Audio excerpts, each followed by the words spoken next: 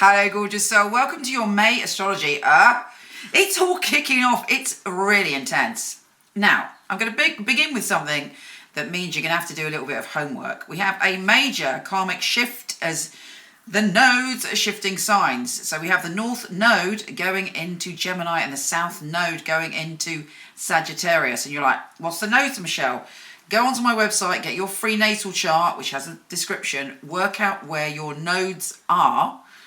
Yeah, and then you will find out a massive shift is coming, and it will help you find out which area. And it's all about a karma change. Our karma is changing. Happens every 18 months, but it gives us a fresh way to evolve and transform and change our reality. So I'm not going to talk about that here, but it's really important that you find out where your nodes are, particularly if it turns out that your nodes are in Gemini or Sagittarius, because it means there's a big breakthrough coming for you. Anyway, aside from that, it's a massive month. We have Jupiter and we have Saturn and we have Venus going retrograde. It's full on. There's such learning and fingers crossed, the opportunity for empowerment. Here's your monthly astrology.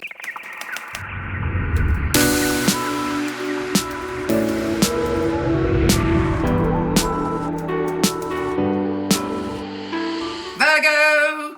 This month kicks off with a full moon, and for you it's going to bring about an enlightenment when it comes to your ideas and communication. Expect some very important communication, conversation, message, text, Zoom meeting that's going to enlighten you around that full moon. Also, you're going for a peak experience. You might find yourself saying things because you can't stop yourself. And also with Mercury trine Pluto, the following day, you are having a feeling of, not the following day, actually a couple of days after, that you want to change things and you want to commit to happiness, and you're going to make changes just so that you can live your dreams and be happy and feel the wonder of joy in your heart. If you've been feeling joyless, stuck, meh, any feelings that have been restrictive, you've had a revelation. You're like, I want to be happy, I want to be free, I want to express myself, I want to be creative. And you are helped by the energy of the cosmos to do that. Equally, with Mercury trine Jupiter, there's a sort of dash of good fortune before Jupiter goes retrograde. You're being given this, this little kiss from the cosmos to help you go forward and be joyful and be happy and have what you need to feel fulfilled. Mercury is shifting signs. Obviously, that's always a big deal for you as Mercury is your ruler, but it's going into your career zone. So there might be some more productive conversations about your career. Things might start kicking off again. The ball might start rolling. You're suddenly like on the phone to someone, or you're coming up with an idea how to improve your career, or there may be opportunities for you. So, and that's ongoing. So this should be a good month for your career. Mars is shifting sign and going into your relationship zone. On the one hand, that's great because it makes you have power and passion. But if you're in a relationship that's not working, it can make that relationship much more argumentative because you're like, the frustration around your partnerships can make you a little bit short-tempered. So watch out for that. Venus is going retrograde in your career zone. It's time to reassess the past when it came to your career, what you loved, what you didn't love, what was of value, what was abundant, and how can you reintroduce that, evolve it, transform it, and change it and use it. But Venus is going retrograde for a while, so there is a lot to be learned from the past. And then Jupiter is also going retrograde in your pleasure zone. Now, your pleasure zone, your creativity zone, is something that you're going to find yourself thinking about, am I happy? How can I be happy? When did I stop being happy? When was I at my most happy in the past? And it's about you using that information and weaving it all together to get a pattern, to get a blueprint, how to take you to a place where you are fulfilled and joyful. And also romance is interwoven with that as well.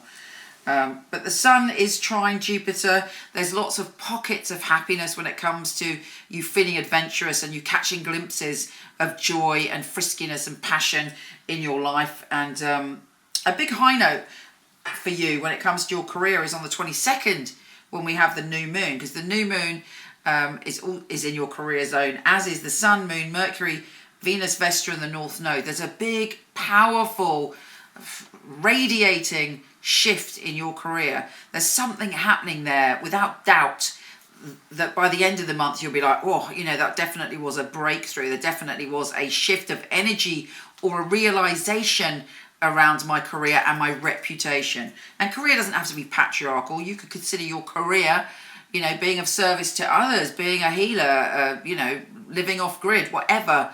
You know, it's a broad term, career. It's how you see yourself. Finally, we have...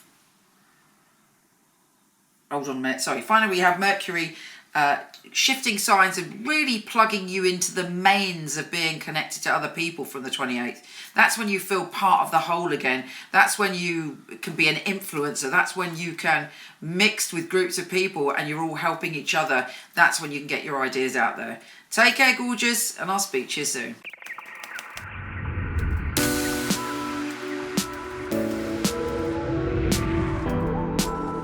Hi gorgeous, before you go, check out my new film on my fabulous psychics. A lot of people ask me for readings, I don't do them anymore, but for over 20 years I've had an award-winning team of psychics that I truly hand-pick. So check out the film, let me know what you think. The purpose of a reading, I feel, is very much to inspire people and to empower people. It's about hope, it's about guidance. Using a phone or being with you, it will be the same because the matter is spiritual.